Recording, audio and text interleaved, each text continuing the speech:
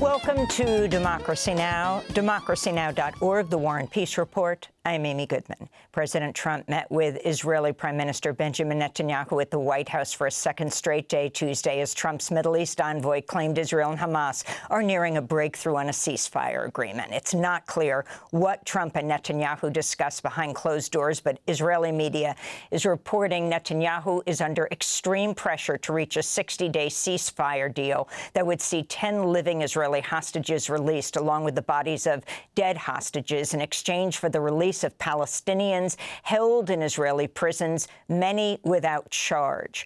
Hamas negotiators are also seeking the withdrawal of Israeli forces from Gaza, international guarantees for an end to the war, the resumption of humanitarian aid shipments overseen by the UN and the International Committee of the Red Cross, and an end to the operations of the U.S. Israeli-backed militarized aid group, the so-called Gaza Humanitarian Foundation, or GHF.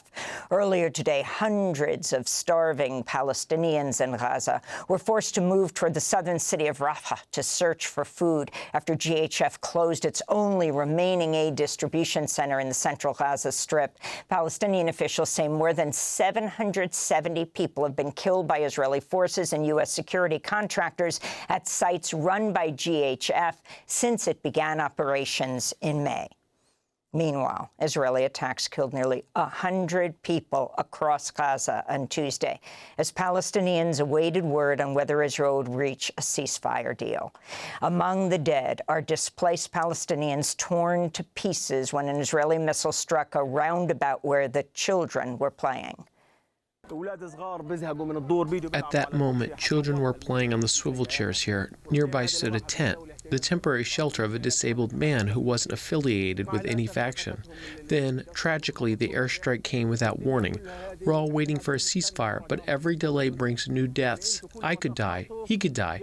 What exactly are they waiting for? The United Nations Humanitarian Office warns fuel shortages caused by Israel's blockade have reached a critical point, with power for services including water, desalination, and hospitals' intensive care units rapidly running out.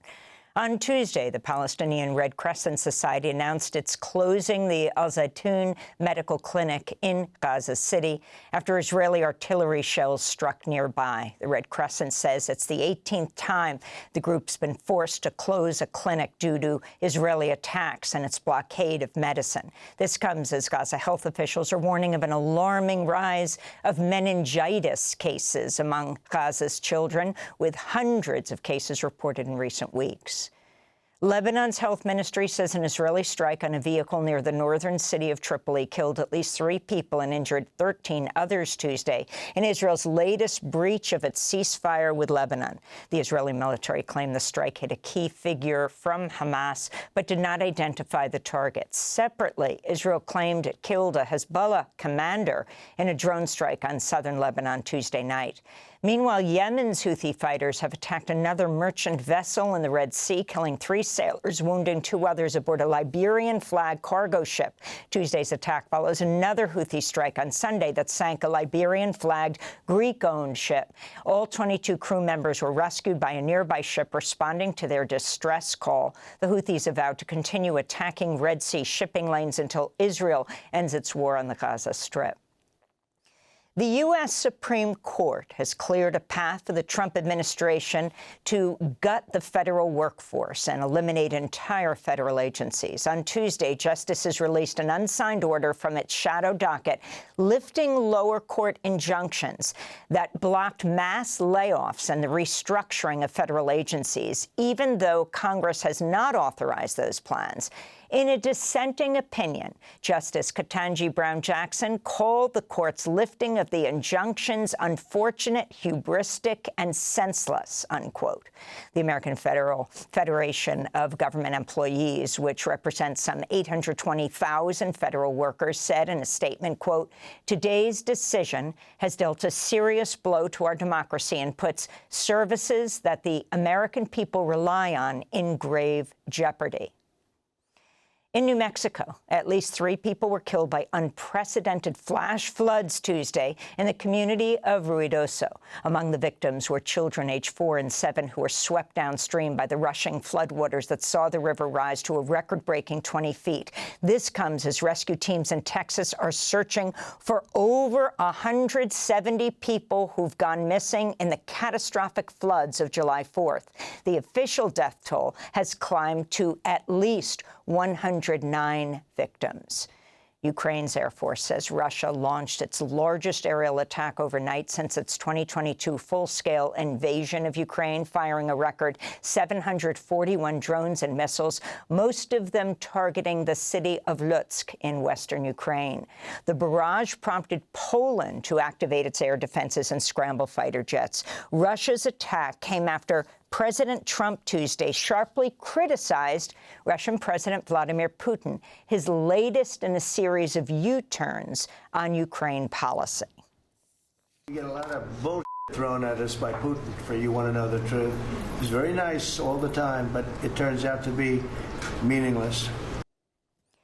Trump said the U.S. would now send additional weapons to Ukraine after the Pentagon last week halted arms shipments. President Trump said he didn't know about that. We'll have more on Ukraine later in the broadcast with Matt Duss, former foreign policy advisor to Senator Bernie Sanders.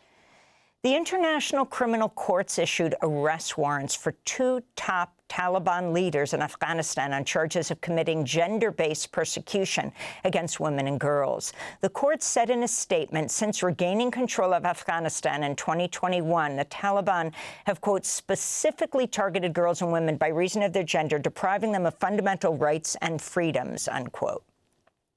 Women and girls have essentially been erased from public life in Afghanistan, including a Taliban-enforced ban on girls attending school beyond the 6th grade.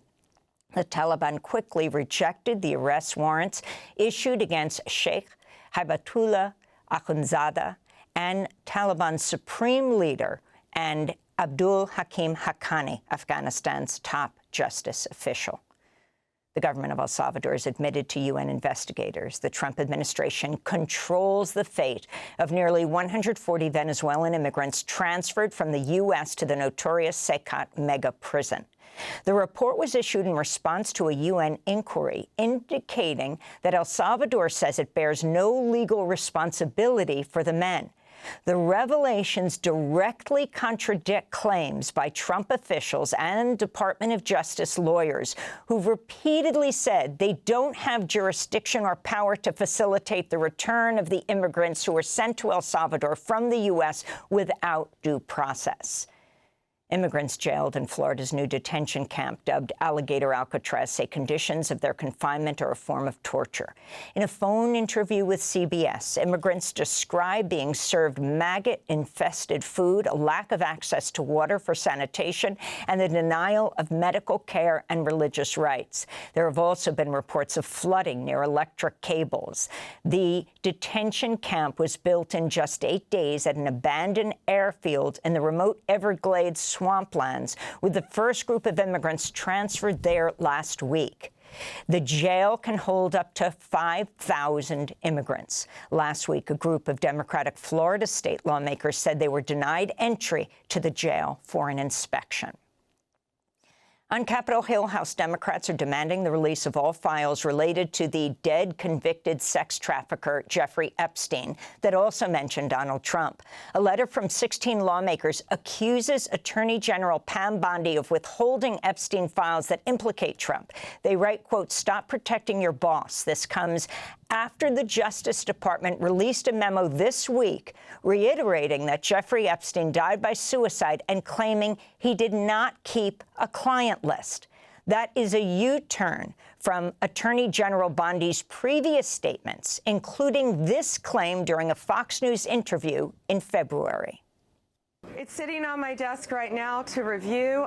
That's been a directive by President Trump. I'm reviewing that. I'm reviewing JFK files, MLK files. That's all in the process of being reviewed because that was done at the directive of the president from all of these agencies. Jeffrey Epstein counted Presidents Donald Trump and Bill Clinton among his friends. In 2002, Trump told New York Magazine, quote, "I've known Jeff for 15 years. Terrific guy. He's a lot of fun to be with. It's even said that he likes beautiful women as much as I do, and many of them are on the younger side," unquote.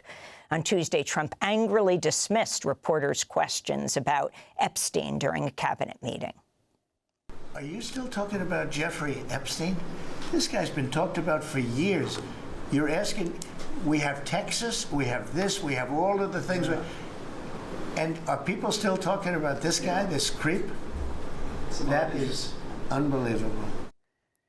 Swiss medical authorities have approved the first drug suitable to treat malaria in babies and very young children. 8 African countries that participated in clinical trials are now poised to approve the malaria treatment, which is dissolvable and can be mixed with breast milk, making it easy to administer.